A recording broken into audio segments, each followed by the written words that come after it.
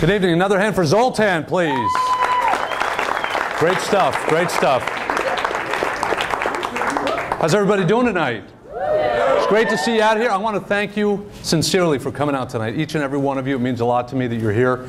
I'm really glad. I want to give a special thanks to the folks here at the Improv for giving me a bunch of free tickets to give to all my friends and family. And I see all three of you could make it. So thanks a lot. I appreciate that. Good stuff. You know, the club manager originally asked me to perform for 2 hours. And I looked at him the same way I look at my wife when she asked me to perform for 30 minutes. And you know, my wife says after we're done having sex that I always look at the clock, like I'm trying to gauge, you know, how long I was performing. And that's not true. I mean, I do look at the clock, but you know, I just want to know how much sleep I'm going to get. You know, if I'm going to bed at 11. But she insists that I'm timing myself. So the last time we were fooling around, I unplugged the clock and you know, got down to business. And when we were done, I turned to her and I said, "Hey, hon, do you have the time on your watch?" And she said, "No, I'm afraid I don't have a second hand." So, yeah, she thinks she's a comedian. But now, I know you had to pay tonight, you know, and I think that's okay. Because if you were going to see Jerry Seinfeld, for instance, you would have paid 5 times more. And I'm half as funny as him, so that's a pretty good value for you. I also know that there's a 2-drink minimum. And, but I've been told that I'm much funnier after 4 drinks, so that's just a recommendation for you. But how many people are on a first date tonight? Anybody on a first date? See, I don't like to see that. Yeah, I don't like to see that. That puts a lot of... A first date, huh? That puts a lot of pressure on me, because if I'm not good, then the young lady goes back home and she says, yeah, he took me to see some lame-ass comedian. And if I'm really good and the relationship lasts, and then the time they get in a first big fight, the guy looks back and he goes, "Damn, if that guy wasn't so damn good." So either way, I lose. And so anyway, you know, I'm going to give you a tip tonight, though. If you've been dating and you're trying to tell if somebody is sexually interested in you, I'm going to give you some tips. For guys, if you're out with a woman and she's caressing her hair, or she starts caressing her neck, or the stem of a wine glass, that's an indication that she's interested in you sexually, okay? And ladies, a sign that a guy is interested in you sexually, he showed up for the date. That's all you need to know. And that's not the only thing.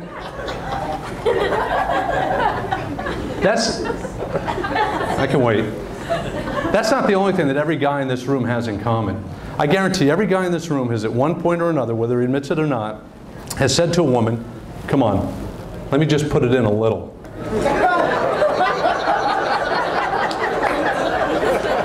You see?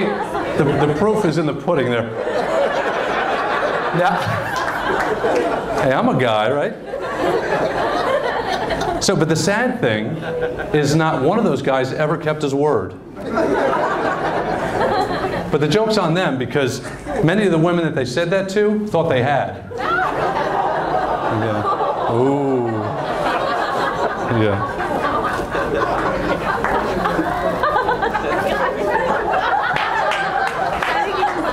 That's that boomerang humor I tell people.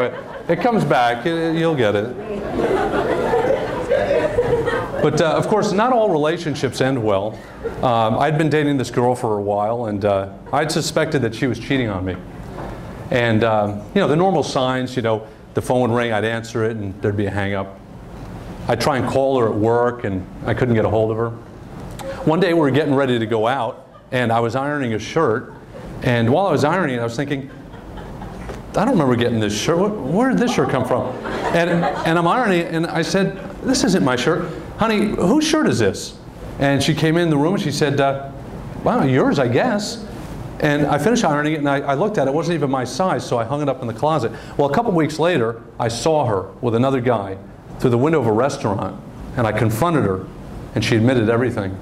But the worst part of it, the guy was wearing the shirt I ironed for him. Yeah, that stung. Yeah. But it's great to be performing here a little bit closer to home. I perform a lot at the Laugh Factory in Long Beach, and that's quite a drive. And I already commute from Murrieta to Camp Pendleton every week, so I don't really like to drive too much. And it's not just the distance, but it's how rude the drivers are. The other day I was on the freeway and this guy in a van cuts right in front of me like I'm invisible. And on the back of the van, it had the company he worked for. It said Advanced Communications. Apparently he wasn't skilled in basic communication, like using a blinker. So when I pulled up alongside of him, I helped him out. I showed him how to communicate effectively using only one finger. And people like to put those things on the back of the window, don't they? They like to say, I've got 6 kids. They put all those stickers up. I've got 8 kids. The other day I saw this guy in a pickup truck. He had over 100 condom stickers on the back of his window. Saying, I don't have any kids, so. But isn't it interesting how anybody driving much slower than us is an idiot? Anybody driving much faster than us is a maniac? Well, I drive a BMW, so if somebody's tailgating me, I can go from idiot to maniac in 3.5 seconds. And I think, guys, isn't it interesting how we do like window shopping when we're on the road, right? We're looking at the cars as they're passing us, and we're looking at cars we're passing.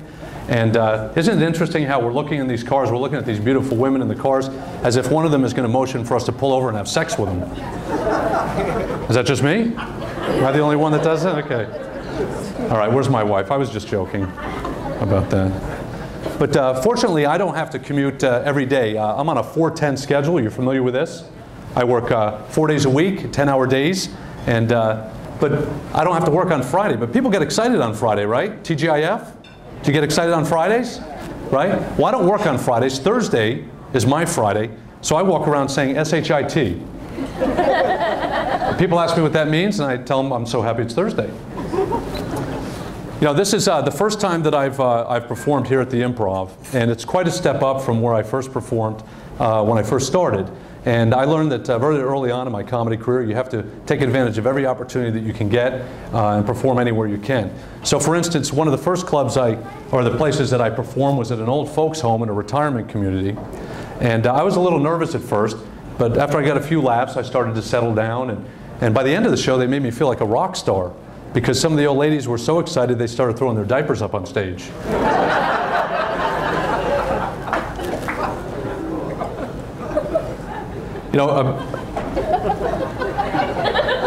A delayed reaction.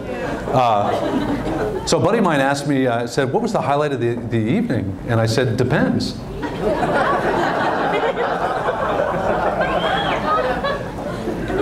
So, the neat thing about performing in front of a bunch of old folks is you can recycle your jokes because they can't remember you told them already. Now, I got that gig at the old folks home because I'd done some volunteer work there for them. And I had learned that senior citizens, many of them, have not used computers, learned how to use computers, and nobody's taken time to show them how. So I decided to give them a class on the vast uses of the internet and how it's really become the primary source of information, replacing the newspaper.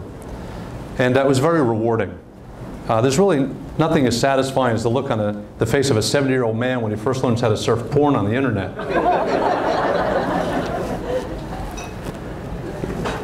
So, there was a Supreme Court justice once said, I can't define pornography, but I know it when I see it.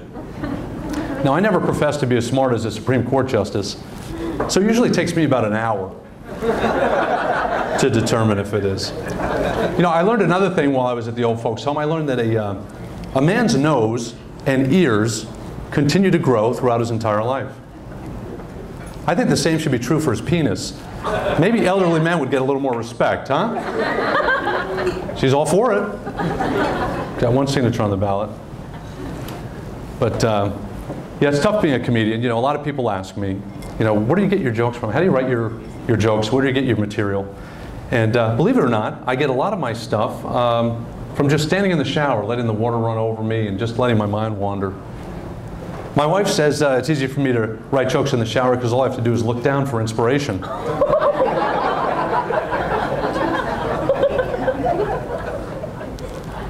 I've been here to the Irvine Spectrum before, and but not for a while, so I had to pull up directions on MapQuest. Maybe some of you did too. And I think MapQuest could start on line 5, don't you? I'm pretty sure I can get out of my own neighborhood. So I was planning a trip on MapQuest with my family recently, a cross-country trip, and I put in my address, and then I put in the East Coast address, and then it asked me to select my mode of travel. And one of the modes was on foot. And I'm thinking, on foot, what am I, Forrest Gump? And I thought, maybe this is how the police track serial killers. If you're planning an interstate trip on foot, you're probably up to no good. So even with the directions on MapQuest, I still had a little bit of difficulty because I had taken the 91, and which has signs for SR 91. I had taken the 57, which, if you don't know, also has signs for Orange Freeway. And so I wasn't really sure that I was on the right road or if I was even going the right direction. So I pulled over, and I'm looking left and I'm looking right. I'm looking left, I'm looking right. I must have looked as confused as a breastfeeding baby at Hooters.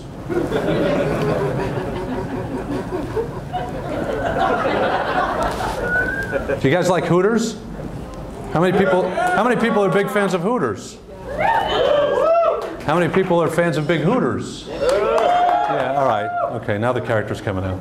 Well, I like Hooters. I went into a Hooters one time. I was planning a golf tournament as a fundraiser, and I went into a Hooters and I asked the manager if I could hire a couple girls to help greet the players and help with the registration, and then once the tournament got started, they could ride around in a golf cart and sell raffle tickets. So he said, "Sure, I'll give you 2 girls for 2 hours for $100. Do whatever you want with them." And then I asked him, I said, "Well, what's the weekend rate?" I think of some things to do with them. But anyway, I am Mike Dittamo, the award-winning comedian. And I know some of you are thinking, "Geez, I wonder what award he's won." And some of you are thinking, "Geez, he's a pompous ass." It's true, I did win the GI Comedy Boot Camp competition. That's a competition among all the services held at the Laugh Factory in Long Beach. But more importantly, I'm an award-winning dad. In fact, I'm the world's greatest dad. And I say that not only because I have the coffee mug that I bought at a garage sale, but because I'm very involved in my kids' lives. I have 3 wonderful children, 5 total.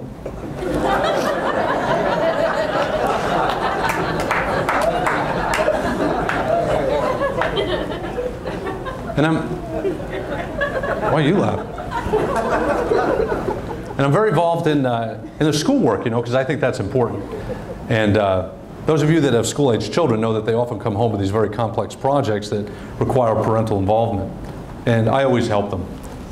In fact, I ended up getting stuck doing the whole project for them. And I always do my best. And as a result, I was recently selected as Student of the Month at Dorothy McElhaney Middle School.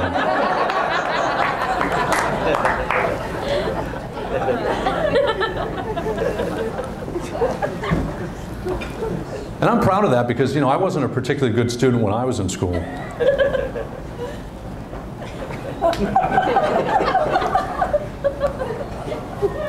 Some people graduate cum laude. Some people graduate magna cum laude. Some graduate summa cum laude. But when I graduated, it was more like, "Thank you, Lordy." So that's when I first started thinking about doing comedy. I figured, I didn't need a Harvard degree to perform comedy. I remember watching comedians. I was a big fan of comedians. I remember the first time I went to a comedy club, I never laughed so hard in my life. Everything I heard was hilarious. Wait a minute. That wasn't a comedy club. That was the Army recruiting office. Well, I didn't join the Army, as you might expect. I did talk to a Navy recruiter one time, but I didn't join the Navy either. I couldn't get excited about joining an organization that was led by a rear admiral in charge of all the seamen.